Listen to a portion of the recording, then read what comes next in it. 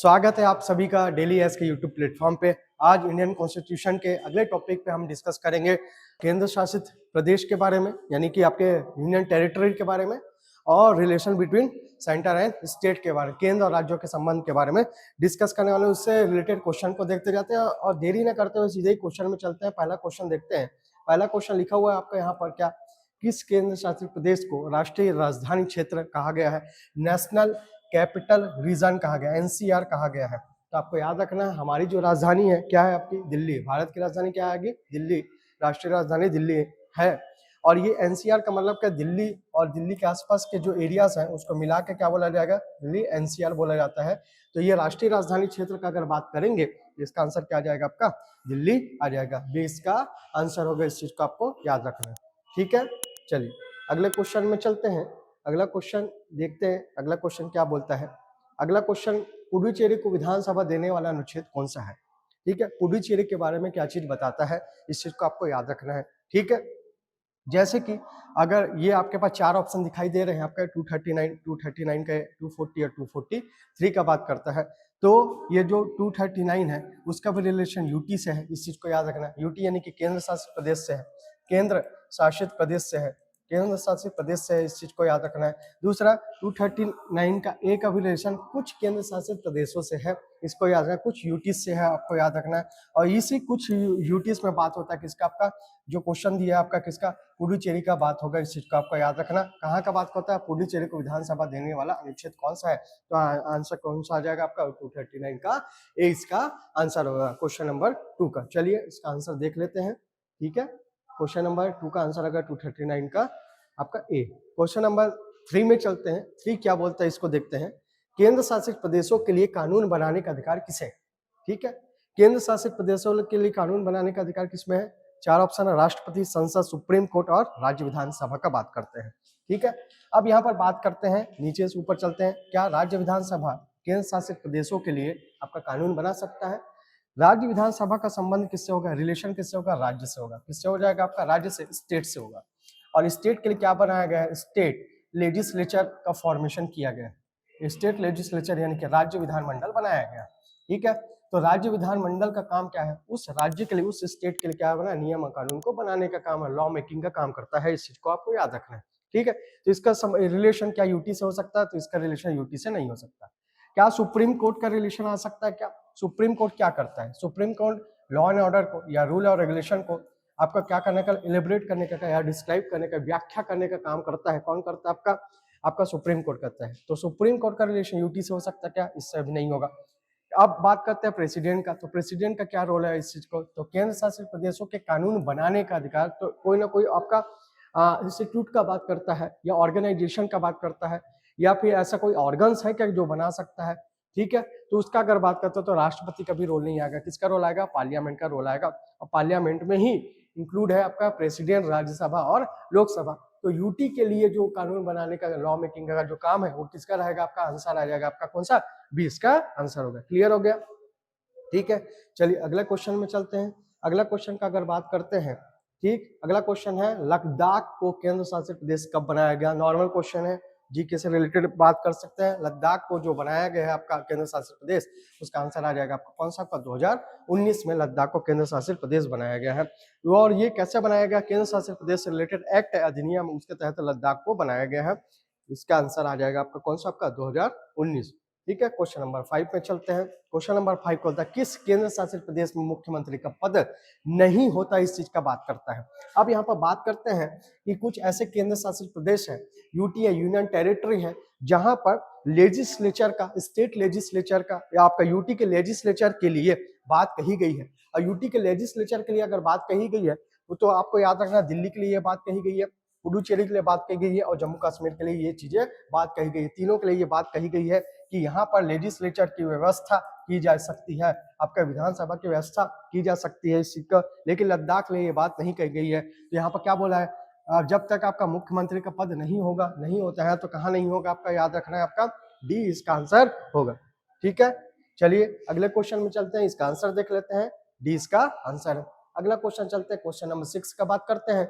समवर्ती सूची में टकराव होने पर किसका कानून मान्य होगा। अब यहाँ पर कॉन्करेंट लिस्ट का बात करता है। तो हम लिस्ट का बात करते हैं, 4 ऑप्शन है, राज्य का, केंद्र का, राष्ट्रपति का या उच्च न्यायालय का बात करता है। तो हम लिस्ट के बात कर लेते हैं, किसका बात करेंगे, लिस्ट का बात करते हैं। और नंबर ऑफ लिस्ट का बात कर लेते हैं। नंबर ऑफ लिस्ट का अगर बात करते हैं तो एक होता है यूनियन लिस्ट, इस चीज को याद रखना है। एक होता है आपका स्टेट लिस्ट का बात करते हैं, इसका बात करेंगे स्टेट लिस्ट का। और एक बात करेंगे कॉन्करेंट लिस्ट का, एक किसका, आपका कॉन्करेंट लिस्ट, यानी कि ये संघ सूची हो गया, संघ सूची हो गया, ये राज्य सूची हो गया, और एक आ जाएगा आपका समवर्ती सूची। कौन सा आ जाएगा आपका, समवर्ती सूची। तो यूनियन लिस्ट से रिलेटेड रूल और रेगुलेशन यानी कि नियम और कानून बनाने का अधिकार जो होता है सेंट्रल लेवल पे होता है। किसका होता है, सेंट्रल का होता है, इस चीज को आपको याद रखना। तो सेंट्रल में कौन बनाता है, लॉ मेकिंग का काम कौन करेगा, पार्लियामेंट करता है। कौन करता है, आपका पार्लियामेंट, इससे रिलेटेड बात होता है। अगर स्टेट लिस्ट से रिलेटेड यानी कि राज्य सूची से संबंधित नियम और कानून बनाने का अधिकार किसका होगा, आपका स्टेट का होगा। किसका होगा, स्टेट, राज्य का होगा। और राज्य से रिलेटेड अगर स्टेट लेजिस्लेचर का बात होता है। कॉन्करेंट लिस्ट एक ऐसी लिस्ट है जिसमें दिए गए जितने भी सब्जेक्ट मैटर हैं, विषय है, विषय वस्तु है, उस पर कानून, नियम और कानून बनाने का काम सेंट्रल और स्टेट दोनों का होता है। अगर कोई पर्टिकुलर एक कोई सब्जेक्ट है और उसमें दोनों ही, सेंटर ने भी रूल बनाए हैं और आपका अगर स्टेट ने भी रूल बनाए हैं, तो हम प्रायोरिटी जिसको देते हैं वो सेंट्रल का रूल और रेगुलेशन का रहेगा प्रायोरिटी। बाकी कॉन्करेंट लिस्ट में याद रखना है कि सेंटर और स्टेट दोनों ही रूल और रेगुलेशन बना सकते हैं उस सब्जेक्ट मैटर से रिलेटेड जो सब्जेक्ट किसमें दिया गया है, कॉन्करेंट लिस्ट, स्टेट लिस्ट और यूनियन लिस्ट में दिया है। यूनियन लिस्ट में जितने भी सब्जेक्ट मैटर दिए होंगे उसमें सेंटर, स्टेट लिस्ट में बनाएंगे तो स्टेट, लेकिन कॉन्करेंट लिस्ट में सेंट्रल और स्टेट दोनों का मैटर आ जाता है। इस चीज को आपको याद रखना। तो पूछा क्या है, समवर्ती सूची में टकराव होने पर किसका कानून मान्य होगा। तो अभी मैंने बताया कि जब अगर बात करता है कॉन्फ्लिक्ट अगर आ गया तो हम किसको मानेंगे, सेंट्रल लेवल के जो कानून है उसको मानेंगे। तो इसका आंसर क्या आ जाएगा, आपका बी, केंद्र का आ जाएगा। क्लियर हो गया। ये क्वेश्चन नंबर आपका 6 का जो आंसर होगा बी आंसर होगा। इस चीज को आपको याद है। क्वेश्चन नंबर 7 में चलते हैं। बात करता है who holds the residual powers, residual power के बारे में बात करते हैं। ठीक है, अवशिष्ट शक्तियों के बारे में बात करते हैं। तो हमने बात किया अभी लिस्ट का बात किया, इसका बात किया, लिस्ट का बात किया, आपका सेंट्रल लिस्ट, आपका यूनियन लिस्ट का बात किया, एक स्टेट लिस्ट का, एक कॉन्करेंट लिस्ट का बात किया। इन लिस्ट में क्या है, सब्जेक्ट दिए गए हैं, जिस सब्जेक्ट में रूल और रेगुलेशन बनाने का अधिकार अलग अलग ऑर्गेनाइजेशन या फिर संस्थाओं को है, जैसे कि सेंट्रल स्टेट और सेंट्रल स्टेट दोनों का इस चीज को बताया गया। अब इस लिस्ट में अगर कोई सब्जेक्ट मैटर नहीं है तो वो जो सब्जेक्ट मैटर किस में आता है, तो रेसिडुअल पावर में आएगा। और ये जो रेसिडुअल पावर है वो किसके पास है, तो आपको याद रखना ये रेसिडुअल पावर ना तो राज्य के पास है, ना ही पंचायत के पास है, ना ही साझा है, तो किसके पास रहेगा, ये केंद्र के पास है, द सेंट्रल गवर्नमेंट के पास है। इस चीज को आपको याद रखना है। ठीक है, तो आपको रेसिडुअल पावर का जो शक्ति है वो किसके पास होता है, केंद्र के पास होता है। क्लियर हो गया। चलिए अगले क्वेश्चन में चलते हैं। क्वेश्चन नंबर आपका 8 में चलते हैं। लिखा है आपका पार्ट 12 से रिलेटेड बात करता है, का मुख्य रूप से किससे संबंध है। ठीक है, अगर मैं बात करूंगा पार्ट 12 का, किसका बात करते हैं, पार्ट 12 ऑफ कॉन्स्टिट्यूशन का बात करते हैं, संविधान का भाग 12 का बात करूंगा।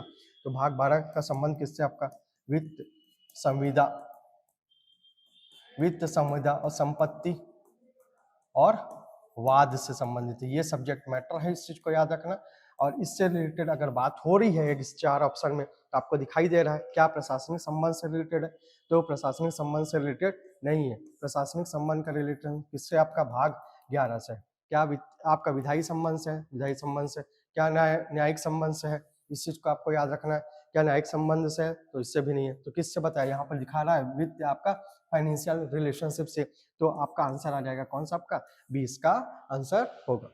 ठीक है, चलिए आगे चलते हैं। क्वेश्चन नंबर 9 में चलते हैं। क्वेश्चन नंबर 9 क्या बोलता है, भाग 12 का आरंभ किस अनुच्छेद से माना जाता है। तो आपको बात करना है, अभी मैंने पार्ट 12 का बात किया, तो पार्ट 12 का जो रिलेशन है वो चीज को याद रखना है। 264 से 308 तक का मैटर इसमें आता है। तो स्टार्ट कब से और किस अनुच्छेद से होता है बोल रहा है, तो किससे हो रहा है, आपका 264 से हो रहा है। तो इसका आंसर क्या आ जाएगा, आपका 264 आ जाएगा।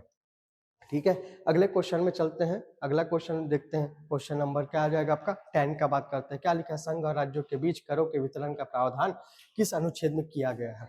अब बात कर रहे हैं किसके बारे में, डिस्ट्रीब्यूशन ऑफ टैक्सेस के बारे में बात करते हैं। क्योंकि हम जानते हैं टैक्स का टाइप्स होता है, डायरेक्ट टैक्स, इनडायरेक्ट टैक्स। कौन सा सेंट्रल लेवल पे सेंट्रल गवर्नमेंट लेगा, कौन सा आपका स्टेट गवर्नमेंट लेगा, किस टाइप का टैक्स लेगा।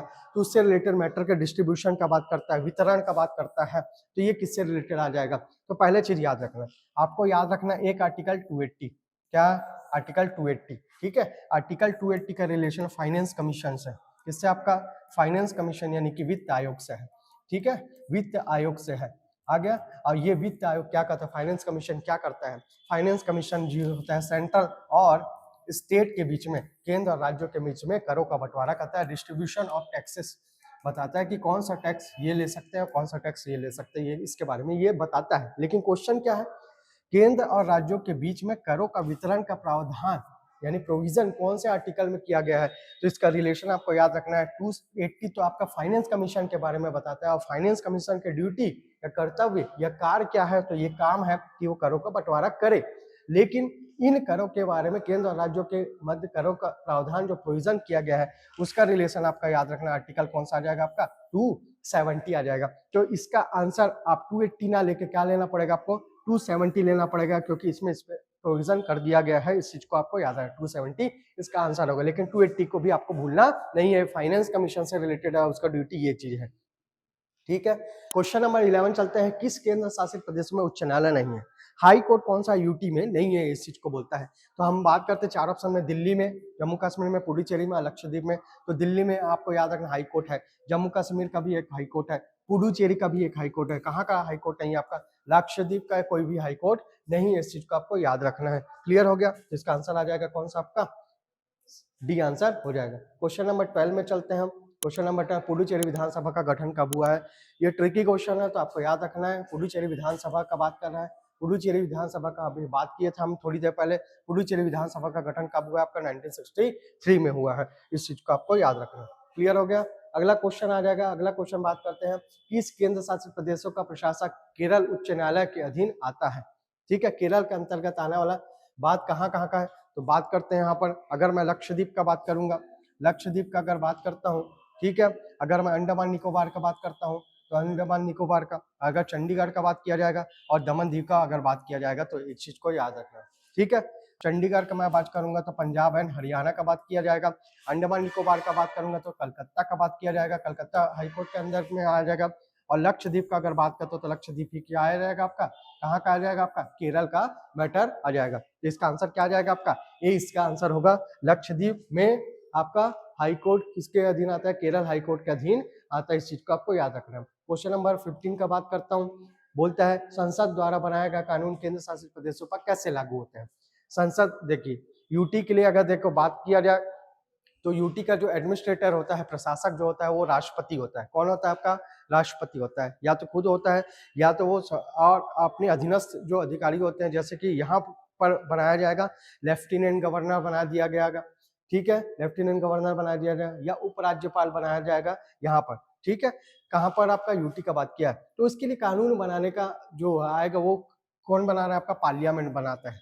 कौन बना रहा है आपका, पार्लियामेंट द्वारा बनाया गया कानून अगर कोई बनाया जाता है यूटी के लिए, पर कैसे लागू होगा, तो इसके लिए कोई प्रोसेस नहीं है। जैसे ही पार्लियामेंट ने यूटी के लिए अगर कानून कोई बनाया, तो अपने आप ऑटोमेटिकली वो लागू माना जाएगा। तो क्या क्या लिखा है यहाँ पर, स्वचालित लिखा हुआ है, और राष्ट्रपति की अनुमति से, राज्य सरकार की सहमति से, प्रशासक की सिफारिश से, इन तीनों से नहीं होगा। किससे होगा आपका, स्वचालित, यानी कि ऑटोमेटिकली इसका आंसर होगा। इस चीज को आपको याद रखना है। क्लियर हो गया। अब आगे चलते हैं, क्वेश्चन नंबर 15 का बात करते हैं, दिल्ली विधानसभा के पास किस विषय पर कानून बनाने का अधिकार नहीं है।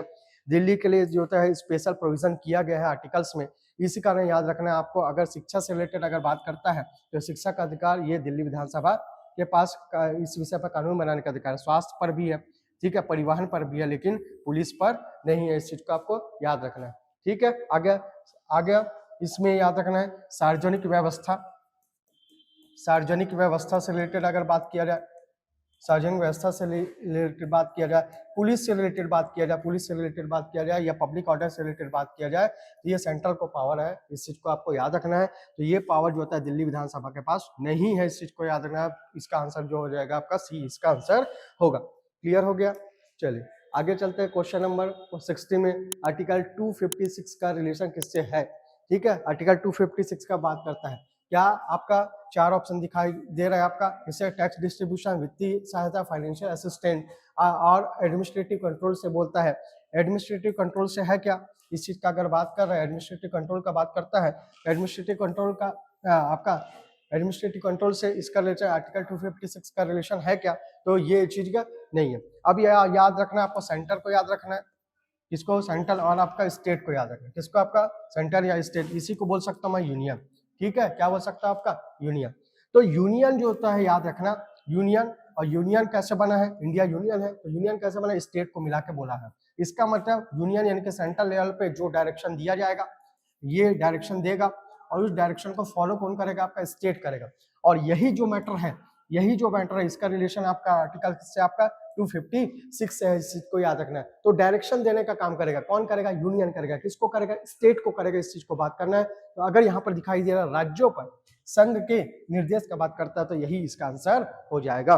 ठीक है, चलिए अगले क्वेश्चन में चलते हैं, क्वेश्चन नंबर आपका 17 में चलते हैं। क्वेश्चन नंबर 17 क्या बोलता है, आर्टिकल 257 के अंतर्गत केंद्र क्या कर सकता है, सेंट्रल क्या कर सकता है। अभी 256 का बात किए कि सेंट्रल जो होता है या यूनियन जो होता है वो आपका डायरेक्शन दे सकता है, क्या दे सकता है, डायरेक्शन किसको दे सकता है, स्टेट को दे सकता है। अब बात कर रहे हैं आपका 257 का बात करता है, क्या डिसोल्यूशन ऑफ स्टेट गवर्नमेंट को क्या कर सकता है, आपका केंद्र क्या कर सकता है, डिसॉल्व कर सकता है क्या। तो इस चीज को याद रखना, डिसोल्यूशन अगर करने का बात होता है, डिसॉल्व करने का बात होता है, तो इस चीज को याद रखना, ये कौन करता है, प्रेसिडेंट करता है। कौन करता है, आपका प्रेसिडेंट करता है। अब इसे डिसोल्यूशन का बात किया गया स्टेट गवर्नमेंट को, ठीक है, डिसॉल्व करने का बाद, तो ये चीज आ जाएगा प्रेसिडेंट का बाद। राज्य को निर्देश दे सकता है, विधानसभा को सस्पेंड कर सकता है, तो ये चीजें नहीं आएगा, ये भी याद है। कर को समाप्त कर सकता है, एबॉलिश टैक्सेस, ये भी चीजें नहीं आएगा। क्या है, राज्य को निर्देश दे सकता है, इशू क्या करता है, डायरेक्शन टू द स्टेट। तो आर्टिकल 257 का भी रिलेशन क्या आ जाएगा, बी से, इस चीज को याद रखना है। क्वेश्चन नंबर 17 हो गया। क्वेश्चन नंबर 18 में चलते हैं। ठीक है, आर्टिकल 263 किससे रिलेटेड है, इस चीज को याद रखना, मोस्ट एमपी आर्टिकल है, इस चीज को याद रखना। Article 263, article 263 state state state state को बताता है, स्टेट को बताता है, मतलब कि ये स्टेट का रिलेशन किससे, इस स्टेट का रिलेशन इससे, इस स्टेट का रिलेशन इससे। ठीक है, अगर 4 स्टेट का मैं बात करता हूँ, तो ये चीजें क्यों किया गया है, ये किया गया है समन्वय के लिए। किसके लिए किया गया है, समन्वय के लिए किया गया, कोऑर्डिनेशन के लिए किया गया है। इस चीज कि स्टेट और स्टेट के बीच में क्या रहा है, कोऑर्डिनेशन बना रहे। इसलिए एक आपका याद रखना, एक आपका एक काउंसिल बनाया गया है, एक परिषद बनाया गया है, जिसको नाम दिया गया है इंटर स्टेट काउंसिल, अंतरराज्यीय परिषद बनाया गया है, ताकि राज्यों के बीच में समन्वय स्थापित हो सके, कोऑर्डिनेशन बना रहे। इसके लिए ये चीज किया गया। आर्टिकल 263 को कभी नहीं भूलना है। डायरेक्ट आंसर आ जाएगा कौन सा, अंतरराज्यीय परिषद इसका आंसर होगा। ठीक है, अगला क्वेश्चन चलते हैं, इसी में बात करते हैं। क्वेश्चन नंबर 19 में बात करता है, कर ऐसे टैक्स जो केंद्र लगा रहा है लेकिन वसूल कलेक्ट कौन कर रहा है, आपका स्टेट कर रहा है। तो इससे रिलेटेड मैटर आए, तो कुछ चीजें हैं जो आपको डायरेक्टली याद करना पड़ेगा। जैसे अभी याद किया, क्या क्या याद किया आपने, 263 का मैटर क्या था, मैटर आपका 263 में इंटर स्टेट काउंसिल का बात कर दिया मैं। अब यहाँ पर भी आपको याद रखना है 268 अगर आर्टिकल बोल दूंगा तो सेंटर और स्टेट दोनों से रिलेटेड है। सेंटर लगाने का काम करेगा, स्टेट उसको कलेक्ट करने का काम करेगा। तो इसका आंसर आ जाएगा कौन सा, आपका आर्टिकल 268 इसका आंसर होगा। क्लियर हो गया। चलिए अगले क्वेश्चन में चलते हैं। क्वेश्चन नंबर 20 का बात करता है, आर्टिकल 269 का ए इससे रिलेटेड है, इस चीज को बोलता है। अब बोलते हैं, देखिए अभी बात किया गया था 269 का बात किया गया, सेंट्रल स्टेट का बात किया गया, तो कहीं ना कहीं ये भी आपका याद रखना टैक्स से रिलेटेड बात करेगा। ठीक है, क्या आपका इनकम टैक्स से रिलेटेड है क्या, इनकम टैक्स से रिलेटेड ये बात नहीं किया गया। क्या अगर कस्टम ड्यूटी से रिलेटेड है क्या, कस्टम ड्यूटी से नहीं। क्या आपका उत्पाद शुल्क या एक्साइज ड्यूटी से रिलेटेड है क्या, नहीं है। तो एक चीज को याद रखना, ये भी मोस्ट टाइम पे 269 का ए इसका रिलेशन है अंतरराज्य की जीएसटी यानी कि इंटर स्टेट जीएसटी से रिलेटेड है, क्योंकि हम इंटर स्टेट रिलेशनशिप के बारे में बात कर रहे हैं। तो इसका आंसर आ जाएगा बी। ठीक है, आगे समझ। क्वेश्चन नंबर 21 का बात चलता है, दिल्ली विधानसभा का कार्यकाल कितने वर्षों का होता है, कितने वर्षों का होगा दिल्ली विधानसभा का टर्म्स कितना होगा, तो आपको पता है विधानसभा का कार्यकाल कितना होगा, आपका 5 साल का होगा। तो इसका आंसर आ जाएगा आपका 5 साल। क्लियर हो गया। ठीक है, अगले क्वेश्चन में चलते हैं, हम बात करते हैं क्वेश्चन नंबर 22 का बात करते हैं। क्वेश्चन नंबर 20 किस अनुच्छेद के अंतर्गत केंद्र शासित प्रदेशों में उच्च न्यायालय की स्थापना की जाएगी। केंद्र शासित प्रदेशों में उच्च न्यायालय का अगर बात किया जाएगा तो इसको भी याद रखना, कहाँ का बात करता है, यूटी में। किसका बात कर रहा है, आपका हाई कोर्ट के स्टेब्लिशमेंट के, या आप बात करता है तो हाई कोर्ट के स्टेब्लिशमेंट से रिलेटेड अगर बात करूंगा तो आर्टिकल कौन सा आ जाएगा, आपका 241 इसका आंसर होगा। ठीक है, आर्टिकल 241 इसका आंसर होगा। आर्टिकल आप क्वेश्चन नंबर 23 में चलते हैं। केंद्र शासित प्रदेशों के प्रशासक को हटाने का अधिकार किसका है? प्रशासक को कौन हटा सकता है, इस चीज को आपको याद रखना है। ठीक है, तो केंद्र शासित प्रदेशों का प्रशासक यानी कि एडमिनिस्ट्रेटर जो होता है वो कौन होता है? प्रेसिडेंट होता है। कौन होता है? आपका प्रेसिडेंट होता है। अब प्रेसिडेंट अपना या तो खुद या तो उसके लिए प्रशासक नियुक्त कर सकता है, अपॉइंट कर सकता है, उसको क्या बोला जाएगा? आपका लेफ्टिनेंट गवर्नर या उपराज्यपाल बोला जाएगा। इस चीज को आपको याद रखना है। तो यहाँ पर अगर हटाने के बाद बात, रिमूव करने का बात होगा तो किसका आंसर आ जाएगा? आपका राष्ट्रपति का। इस चीज को आपको याद रखना है। ना ही प्रधानमंत्री का रोल है, ना ही संसद का रोल है, ना ही सुप्रीम कोर्ट का रोल है। तो आंसर आ जाएगा आपका कौन सा? सी इसका आंसर होगा। ठीक है, क्वेश्चन नंबर 24 में चलते हैं। किस केंद्र शासित प्रदेशों का अपना अलग से उच्च न्यायालय नहीं है बोलता है? उच्च न्यायालय किसका नहीं है बोल रहा है? आपका हाई कोर्ट किसका नहीं है? अलग से सेपरेट आपका नहीं है बोल रहा है। तो दिल्ली का तो है, इस चीज को याद रखना है। ठीक है, चंडीगढ़ का, आपका पुडुचेरी का भी आपका याद रखना है। आपका पुडुचेरी का भी है, इस चीज को याद रखना है। ठीक है, जम्मू कश्मीर का भी है, चंडीगढ़ का नहीं है। चंडीगढ़ का क्यों नहीं है? क्योंकि ये पंजाब एंड हरियाणा वाले के अंडर में आता है। तो इसका आंसर आ जाएगा कौन सा? आपका सी इसका आंसर होगा। ठीक है, क्वेश्चन नंबर 25 का बात करते हैं। संविधान सभा में केंद्र शासित प्रदेशों की अवधारणा किस नाम से थी? किस नाम से थी बोलता है? पार्ट बी स्टेट के नाम से, क्योंकि हम पढ़े थे जब स्टेट के बारे में बात कर रहे हैं, ये जो कॉन्सेप्ट के बारे में बात करता है, यूटी का जो कॉन्सेप्ट है उसकी अवधारणा या कॉन्सेप्ट का अगर बात करता है तो किस किस पार्ट से रिलेटेड था बोलता है? क्या आपका यूनियन टेरिटरी से था? नहीं था। आपका स्पेशल स्टेट था? नहीं था। तो आंसर होगा इन दोनों में से एक, पार्ट बी या पार्ट सी से था। तो इसका रिलेशन कौन सा आ जाएगा? पार्ट सी स्टेट से था, ये माना जाता है। इस चीज को आपको याद रखना है। ठीक है, क्वेश्चन नंबर 26 में चलते हैं। तो वित्त आयोग की सिफारिशें किस प्रकृति की होती है? ठीक, अब बात करते हैं। हमने बात किया फाइनेंस कमीशन का, और फाइनेंस कमीशन का रिलेशन कौन सा आर्टिकल से? आपका आर्टिकल 280 से। फाइनेंस कमीशन की ड्यूटी क्या है? फाइनेंस कमीशन की अगर ड्यूटीज का बात करें, कर्तव्य क्या है? कर्तव्य क्या है या कार्य क्या है? फंक्शन क्या है? फंक्शन क्या है? सेंट्रल और स्टेट के बीच में डिस्ट्रीब्यूशन का काम है। क्या चीज का डिस्ट्रीब्यूशन करेगा? बंटवारा करेगा। किसका? तो टैक्स का। किसका? आपका टैक्स का आपका बंटवारा करने का काम है। किसका काम है? आपका फाइनेंस कमीशन का। फाइनेंस कमीशन की रिपोर्ट कहाँ रखाई जाती है? पार्लियामेंट में रखाई जाती है। किसके थ्रू आएगा? प्रेसिडेंट के थ्रू रखाई जाएगी। इस चीज को याद रखना।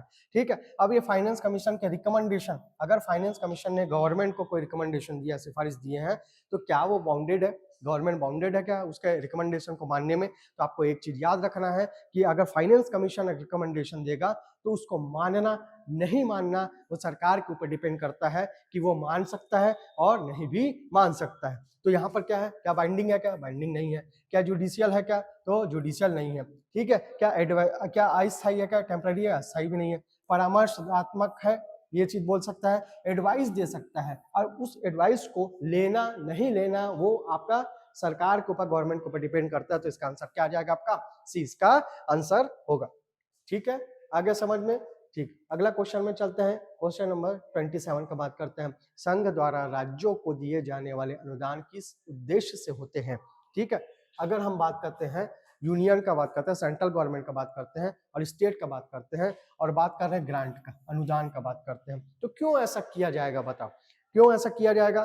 क्योंकि हमको दिखाना है कि कोई भी स्टेट पीछे नहीं हो सकता है, या कोई भी स्टेट ऐसा नहीं है जिसमें सेंट्रल गवर्नमेंट ध्यान नहीं दे रही है। इसका मतलब हर स्टेट को इक्वल रिप्रेजेंटेशन का पावर है या राइट है कि आपका सभी स्टेट का अगर बात किया जाए तो सभी स्टेट जो होते हैं वो बराबर तरीके से सेंट्रल गवर्नमेंट से जुड़े हुए हैं। इस चीज को याद रखना। तो सेंट्रल गवर्नमेंट क्या चाहती है? तो इक्वालिटी बने रहे, समानता बने रहे सभी स्टेट के बीच में। तो अब देखते हैं ऑप्शन में, क्या प्रशासनिक नियंत्रण करना है? क्या एडमिनिस्ट्रेटिव? एडमिनिस्ट्रेटिव नहीं करना है। दंड स्वरूप बात किया, दंड स्वरूप तो किया नहीं जाएगा। केवल विकास या डेवलपमेंट का ही सिर्फ बात किया जाएगा तो बिल्कुल नहीं। इस चीज को क्या लाने के लिए? समानता लाने के लिए बात किया जाएगा। टू प्रमोट इक्वालिटी का बात किया जाएगा। तो इसका आंसर हो जाएगा आपका कौन सा? ए इसका आंसर हो जाएगा। क्वेश्चन नंबर 28 का बात करता है। भाग 11 में केंद्र और राज्यों का संबंध कौन सा पक्ष शामिल नहीं है? ठीक है, भाग 11 का बात किया गया। ठीक है, पार्ट 11 का बात किया गया। तो इसमें क्या क्या चीजें बताई गई है, अब इसको याद रखना है। ये रिलेशनशिप के बारे में बताता है। किसके बारे में? रिलेशनशिप के बारे में, संबंध के बारे में बताता है। ठीक है, और संबंध कैसा संबंध के बारे में बताता है? एक बताता है लेजिस्लेटिव के बारे में बताता है, यानी कि आपका विधायी संबंध के बारे में। एक एडमिनिस्ट्रेटिव के बारे में बताता है। जबकि फाइनेंशियल, अगर मैं बोलूंगा फाइनेंशियल रिलेशनशिप बिटवीन अगर बोलेगा स्टेट एंड सेंट्रल की बात करता है या वित्तीय संबंध का बात करेगा तो ये कौन सा बताएगा, आपका पार्ट 12 को बताएगा। पार्ट 11 का बात करता है, विधायी संबंध भी रिलेटेड है, प्रशासनिक संबंध भी रिलेटेड है, ये अब भी दोनों रिलेटेड है। कौन सा संबंध नहीं है, बोले पक्ष शामिल नहीं है, तो कौन सा पक्ष शामिल नहीं है, जुडिशियल। तो इसका आंसर कौन सा आ जाएगा, आपका डी इसका आंसर होगा। क्लियर हो गया। चलिए आगे चलते हैं, इसी में चलते हैं। क्वेश्चन नंबर 29 क्या बोलता है, राज्य सूची के विषय में संसद द्वारा बना कानून कब समाप्त हो जाता है, कब समाप्त होगा भाई। और दूसरा चीज यहाँ पर समझने वाली बात क्या है, आपका इस चीज को याद रखना है, राज्य सूची के संबंध में नियम और कानून बनाने का काम किसका आ जाएगा, आपका स्टेट का आ जाएगा, राज्य का आ जाएगा। लेकिन यहाँ पर संसद का बात क्या है, संसद कब बना सकती है, इन केस ऑफ इमरजेंसी, आपातकाल की स्थिति में ये चीज हुआ जा सकता है। लेकिन आपातकाल क्या हमेशा लगे रहेगा क्या, इमरजेंसी हमेशा रहेगी क्या उस स्टेट में इमरजेंसी हमेशा नहीं रहेगी। आगे समझ में, तो राज्य सूची के विषय में संसद कानून बना सकता है, इस चीज को याद रखना। दूसरा, राज्य सूची के विषय में अगर कोई मैटर नेशनल इंपॉर्टेंस से रिलेटेड है, अगर आपका बात किया जाए नेशनल इंपॉर्टेंस यानी कि राष्ट्रीय महत्व का मुद्दा हो गया, उसमें राज्यसभा में वो बिल इंट्रोड्यूस करवाया जाएगा, या उस मैटर से रिलेटेड अगर बात होगी तो पहले कहाँ होगी, राज्यसभा में होगी कि लोकसभा में होगी, तो राज्यसभा में पहले होगी। इस चीज को आपको याद रखना है। ये आर्टिकल कौन सा है, आपका 249 का बात करता है। अब इसमें बात किया गया क्या अपने आप समाप्त हो जाए, नहीं होगा, राष्ट्रपति आदेश पर नहीं होगा, निर्धारित अवधि के बाद क्या हमेशा रहेगा। मैंने अभी बात किया था कि जो कंडीशन बनते हैं, क्रिटिकल कंडीशन बनते हैं, क्या हमेशा रहेंगे क्या उस स्टेट में, कभी ना कभी सुधार हो जाएगा, और वो रहेगा आफ्टर स्पेसिफिक पीरियड, इसका आंसर हो जाएगा। ठीक है, इस चीज को आपको याद रखना। क्वेश्चन नंबर 30 में चलते हैं। क्वेश्चन नंबर 30 बोलता है क्या, आपका 30 बोल रहा है आपका भारतीय संविधान में केंद्र और राज्यों के संबंध का ढांचा हमने किस मॉडल पर आधारित है, कौन से देश के मॉडल पर आधारित है, तो इसका डायरेक्ट आंसर आ जाएगा कौन सा, आपका कनाडाई इसका आंसर हो जाएगा। क्लियर हो गया क्वेश्चन नंबर 30 तक का। इसका आंसर देख लेते हैं एक बार। ठीक है, इसका आंसर देख लेते हैं कनाडाई। ठीक है।